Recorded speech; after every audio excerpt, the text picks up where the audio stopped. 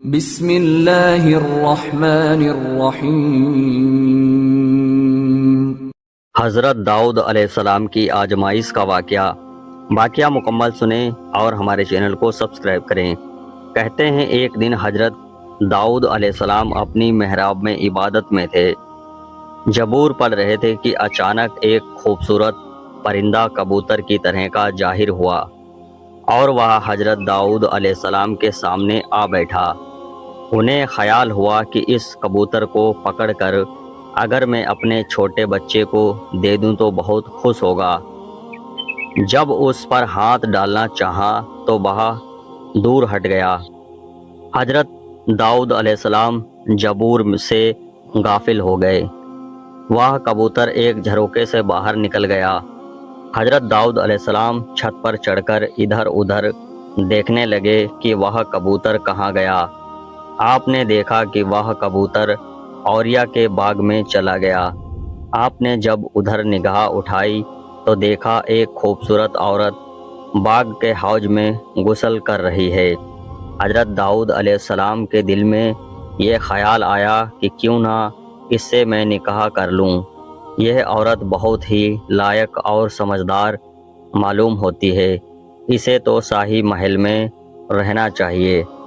ملک رواج کے مطابق آپ نے اوریا کو بلایا اور کہا، تو اپنی بیوی کو طلاق دے دے، میں اس سے شادی کرنا چاہتا ہوں۔ اس نے انکار کر دیا، لیکن کچھ عرصے کے بعد جب اوریا ایک لڑائی میں شہید ہوا تو حضرت داؤد علیہ السلام نے اس عورت کو اپنے نکاح میں لے لیا۔ کچھ عالموں نے لکھا ہے کہ وہ عورت اوریا کی بیوی نہ تھی بلکہ اس سے اس کی منگنی ہوئی تھی۔ بعد میں حضرت داؤد علیہ السلام کا اس کے لیے پیغام پہنچا تو اس کے گھر والوں نے اس نئے پیغام کو قبول کر لیا اور اوریا کی منگنی ٹوٹ گئی۔ خدا کو یہ بات پسند نہ آئی، لیکن اس سے زیادہ صحیح بات یہی معلوم ہوتی ہے کہ شادی کا پیغام شہید ہونے کے بعد دیا گیا اور نکاح عدت ختم ہونے کے بعد ہی ہوا۔ ایک دن حضرت داؤد علیہ السلام اپنے عبادت خانے میں زبور پڑھ رہے تھے۔ کسی کی ہمت نہ تھی کہ اس وقت وہ ان کے پاس پہنچ سکے۔ باہر پہرے دار پہرا دے رہے تھے۔ اچانک انہوں نے دیکھا کہ دو آدمی دیوار پھاند کر اندر میں ڈرے کہ شاید کوئی دشمن ہو، بغیر اجازت تنہائی میں ان کے پاس آ پہنچے۔ انہوں نے کہا، ڈریے نہیں، ہم دونوں کا جھگڑا ہوا ہے، آپ ہمارے بیچ حق کا ساتھ فیصلہ کر دیجئے، بے انصافی نہ کیجئے اور ہمیں سیدھا راستہ دکھا دیجئے۔ حضرت داؤد علیہ السلام نے کہا، تمہارا جھگڑا کیا ہے؟ ان میں سے ایک نے کہا، یہ میرا بھائی ہے، اس کے پاس 99 دمبیاں ہیں اور میرے پاس ایک ہی دمبی ہے۔ اس نے مجھ سے کہا کہ یہ دمبی بھی مجھے سونپ دے اور بات چیت سے مجھ پر حاوی ہو گیا۔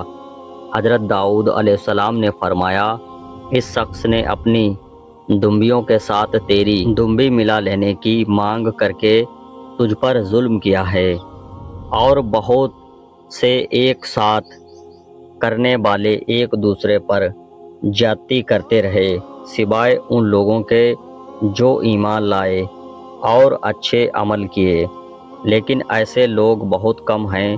حضرت داؤد علیہ السلام کو خیال آیا کہ ہوا یہ ہے کہ یہ فرشتے تھے اور یہ مجھے میری بھول پر اصل میں تسبیح کی گئی ہے۔ حضرت داؤد علیہ السلام سجدے میں گر گئے اور اپنے خدا سے معافی چاہنے لگے۔ کہتے ہیں کہ حضرت داؤد علیہ السلام 40 دن تک نماز اور سجدے میں پڑے رہے، پھر خدا نے ان کی غلطی معاف کی۔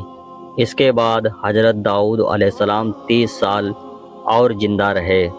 وہ اکثر شہر سے باہر نکلتے اور لوگوں کو زبور پڑھ کر سناتے، جس کا لوگوں پر بہت بڑا اثر ہوتا۔